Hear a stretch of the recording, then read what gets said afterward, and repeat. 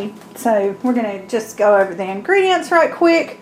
This is really simple, easy to make. You don't have to cook anything if you buy the cooked shrimp. So obviously the first thing you're going to need is some cooked shrimp. I'm using a couple of packages.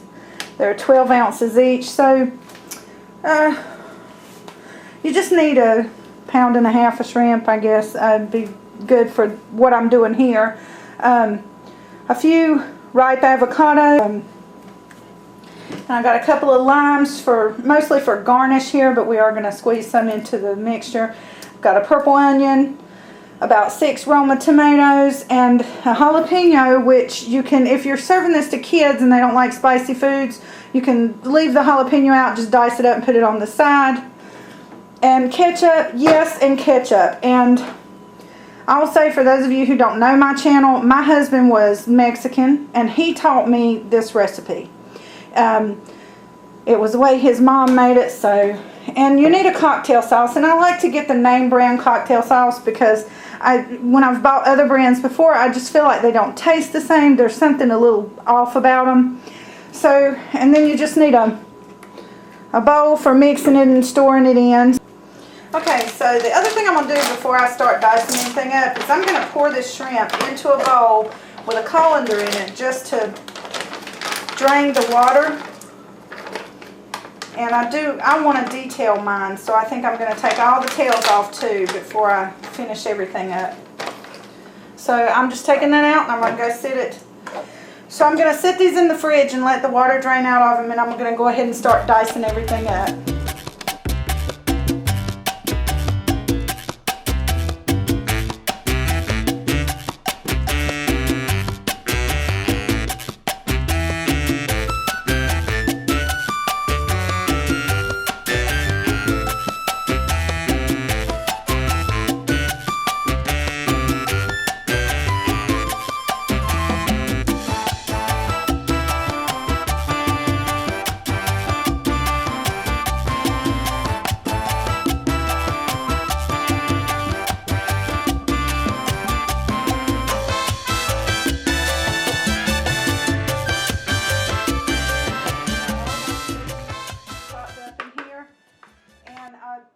To show you a little technique, maybe you already know, maybe you don't,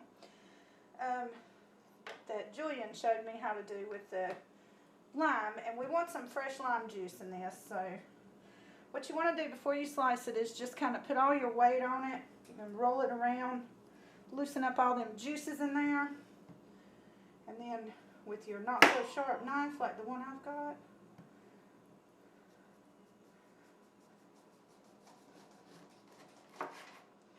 want to cut it into small quarters.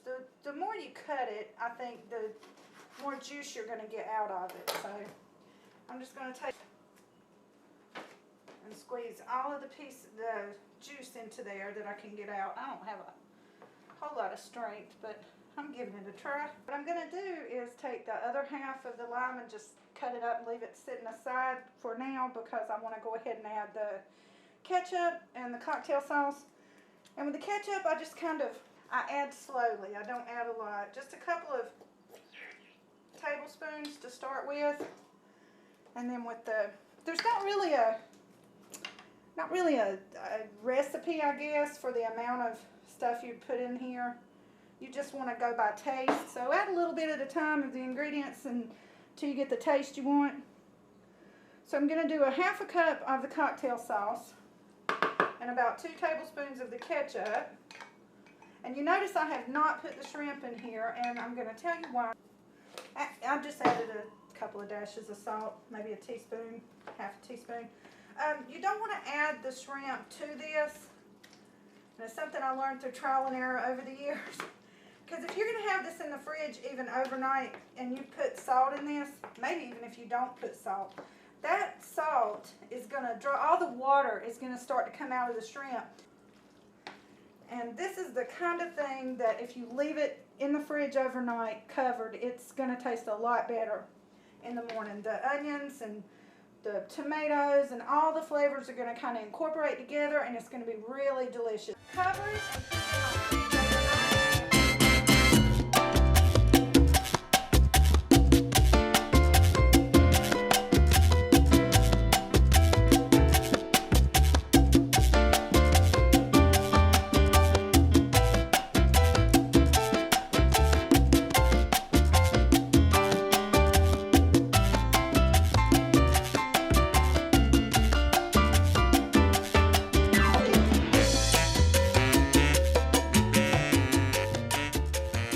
Okay, that is it for my little